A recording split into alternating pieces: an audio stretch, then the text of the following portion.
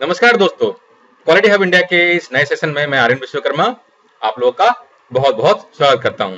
दोस्तों, लीन मैन्युफैक्चरिंग में value added और नॉन वैल्यू एडेड एक्टिविटीज को जानना बहुत जरूरी होता है, क्योंकि लीन मैन्युफैक्चरिंग में हम वेस्ट को यानी कि मुदा को एलिमिनेट करने की कोशिश करते हैं। तो मुदा को एलिमिनेट करने के लिए यानी कि वेस्ट को एलिमिनेट करने के लिए हमको एक्टिविटीज और उसमें वैल्यू एडेड और नॉन वैल्यू एडेड एक्टिविटीज को जानना बहुत जरूरी है। तो आज की सेशन में मैं आप लोग को VA और NVA दोनों एक्टिविटीज के बारे में एक्सप्लेन करूंगा। लेकिन सेशन शुरू करने से पहले नए व्यूअर्स को मेरा रिक्वेस्ट है कि अगर आपने हमारे चैनल को सब्सक्राइब नहीं किया है तो नीचे दिए गए red colour subscribe button click करके सब्सक्राइब हो जाइए और बेल आइकन को भी क्लिक कर लीजिए, जिससे कि आपको हमारे नए वीडियो के अपलोड पे नोटिफिकेशन मिल जाया करेगा और आप उसे मिस न करें। वीडियो अगर पसंद आया तो इसे अपने दोस्तों और कलीग्स के साथ में भी शेयर करना ना भूलें, ताकि उनको भी हमारे इस क्वालिटी और एक्सीलेंस की जर्नी में शामिल होने का मौका मिले। तो दोस्तों आइए शुरू करते हैं सेशन। तो दोस्तों, VA और NVA एनालिसिस जो होता है इसका इस्तेमाल किया जाता है कि हमारे जो एक्टिविटीज चल रहे हैं ऑर्गेनाइजेशन में, उसमें हम जाने कि उसमें वैल्यू एडेड एक्टिविटीज कितनी है और नॉन वैल्यू एडेड एक्टिविटीज कितनी है। दोस्तों, जब हम वैल्यू की बात करते हैं तो वैल्यू क्या होता है? Basically the activities for which the customer is willing to pay, यानी कि किसी एक्टिविटीज के लिए अगर कस्टमर पेमेंट करने के लिए राजी है तो हमारे लिए वैल्यू एडेड एक्टिविटीज होता है, और जिसके लिए नहीं देगा वो नॉन वैल्यू एडेड एक्टिविटीज हो जाएगा। तो हमारा ऑब्जेक्टिव क्या है VA और NVA एनालिसिस करने का? Identify and eliminate the hidden cost that do not add value for the customer, यानी कि जो कस्टमर के लिए एक्टिविटीज ऐड नहीं कर रही है उनको आइडेंटिफाई करना। Reduce unnecessary process complexity and thus errors, process में कॉम्प्लेक्सिटी को हटाना और एरर्स को भी एलिमिनेट करना। Reduce the process lead time को कम करना and improve process cycle efficiency. Increase capacity by better utilising resources, आपके जो रिसोर्सेस हैं उसका यूटिलाइजेशन बेटर करेंगे। तो दोस्तों आइए अब समझते हैं कि हम वैल्यू एनालिसिस को कैसे करें। तो वैल्यू एनालिसिस करने के लिए जो हमारा प्रोसेस है वो बेसिकली ऐसा है कि आपके जो एक्टिविटीज हैं आप उनको 3 कैटेगरी में पहले तो डिवाइड कर लीजिए कि कौन सा एक्टिविटी जो है कि वैल्यू एडेड है, इसको कस्टमर वैल्यू एड भी कहते हैं। कौन सा एक्टिविटी है जो कि बिजनेस नॉन वैल्यू एडेड है, इसको NNVA यानी कि necessary non value added activity भी कहते हैं या टाइप 1 मुदा भी कहते हैं। तीसरा जो है वो है नॉन वैल्यू एडेड एक्टिविटीज, इसे टाइप 2 मुदा भी कहते हैं। इसको जरा डिटेल में आगे में समझेंगे दोस्तों स्टडी करने के बाद में फिर आप क्या कीजिएगा कि आपने जो टाइम स्टडी किया है उसको टाइम वैल्यू मैप में उसको डिस्ट्रीब्यूट कर लीजिए और उसको डिस्प्ले कीजिए, ताकि उसमें से कितने VA और कितने NVA एक्टिविटीज हैं। और उसके बाद का स्टेप क्या होगा? Value add task should be optimise and standardise. जहां जहां पर आपको वैल्यू एडेड एक्टिविटी नजर आ रही है उसको ऑप्टिमाइज कीजिए, स्टैंडर्डाइज कीजिए। Business non value added task should be checked with the customer end, यानी कि जहां पर necessary non value adding activities या business non value adding activities है उसको आप चेक करें और कस्टमर से कंफर्म करें कि चाहिए क्या। और उसमें भी अगर आपको पॉसिबिलिटी नजर आ रही है मिनिमाइज करने की या एलिमिनेट करने की तो उसको भी आप कोशिश कर लें। और थर्ड जो है non value added activity should be eliminate, उसमें कोशिश होनी चाहिए कि हम उसको पूरी तरह से एलिमिनेट करें। तो दोस्तों ब्रॉड लेवल में अगर हम क्लासिफिकेशन करें तो हमारे एक्टिविटीज को इन 3 भाग में हम डिवाइड कर सकते हैं। वैल्यू एडेड या इसे कस्टमर वैल्यू एड भी कहते हैं CVA। सेकेंड जो है बिजनेस नॉन वैल्यू एडेड यानी कि BNVA या इसे necessary non value adding activity या NNVA भी कहते हैं। थर्ड जो है नॉन वैल्यू एडेड या कि NVA या टाइप 2 मुदा भी कहते हैं। दोस्तों आइए पहले समझते हैं कि वैल्यू एडेड एक्टिविटीज क्या होती है। Any activities in a process that is essential to deliver the service और product to the customer.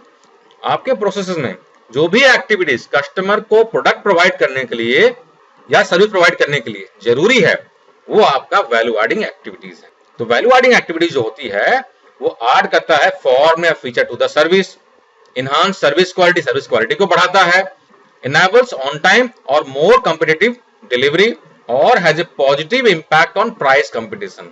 Price पे पॉजिटिव इंपैक्ट होता है इसका, आपकी कॉम्पिटिटिवनेस को बढ़ाता है और इन एक्टिविटीज के लिए customers would be willing to pay for, customer इसके लिए आपको पैसा देगा।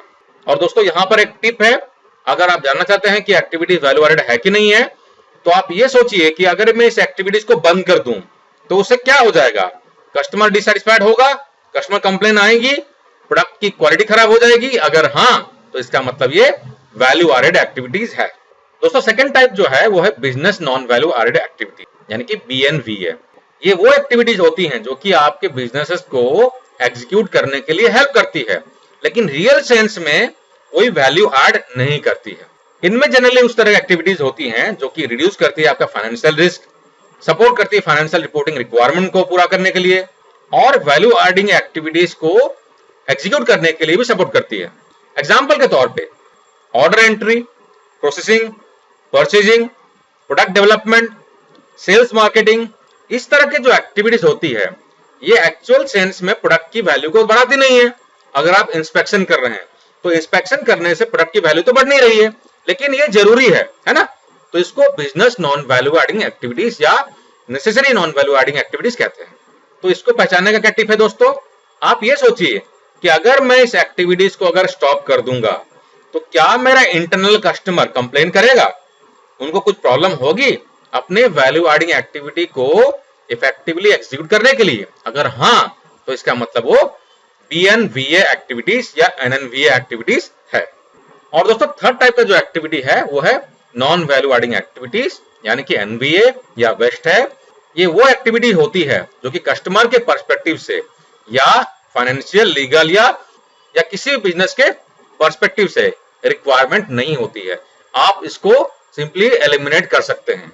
तो एग्जांपल देख लेते हैं, जैसे कि transportation, moving, storing material, counting करना, स्टोरिंग करना, रिट्रीवल, है ना? ये सारे जो एक्टिविटीज हैं, डुप्लीकेट वर्क कर रहे हैं, वेटिंग हो रही है, ओवर प्रोडक्शन हो रहा है, ये सारे एक्टिविटीज जो हैं ये हैं आपके नॉन वैल्यू एडिंग एक्टिविटीज, जिसे कि टाइप 2 मुदा भी कहते हैं। दोस्तों इसके बारे में और डिटेल में समझने के लिए आप मेरे काइजन के वीडियो को चेक करें। उसमें मैंने 7 टाइप्स ऑफ मुदा जो है उसको मैंने डिटेल में एग्जांपल के साथ में एक्सप्लेन किया है। और दोस्तों इसको पहचानने के लिए टिप क्या है? टिप ये है कि अगर आप किसी भी एक्टिविटीज को पिक करते हैं जो कि आपको लगता है कि NVA है, अगर आप उसे करना बंद कर देंगे तो क्या आपका इंटरनल या एक्सटर्नल कस्टमर कोई भी कंप्लेन करेगा? अगर नहीं कंप्लेन करेगा, इसका मतलब वो नॉन वैल्यू एडिंग एक्टिविटीज है, आप उसको एलिमिनेट कर सकते हैं। दोस्तों अगर हम अपने एक्टिविटी का डिस्ट्रीब्यूशन अगर डायग्राम के हिसाब से अगर शो करें तो एक्टिविटीज को हम 2 तरीके से डिवाइड कर सकते हैं ब्रॉडली, वैल्यू एडिंग एक्टिविटीज और नॉन वैल्यू एडिंग एक्टिविटीज, यानी कि VA और NVA हो गया। NVA जो है इसको फर्दर हम 2 भागों में डिवाइड कर सकते हैं, टाइप 1 मुदा और टाइप 2 मुदा।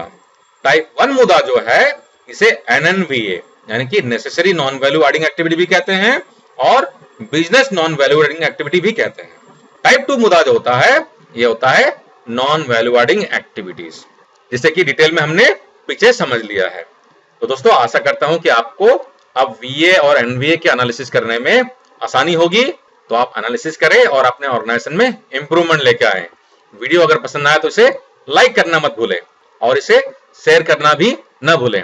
दोस्तों हमारा साथ देने के लिए बहुत बहुत धन्यवाद। टेक केयर, जय हिंद।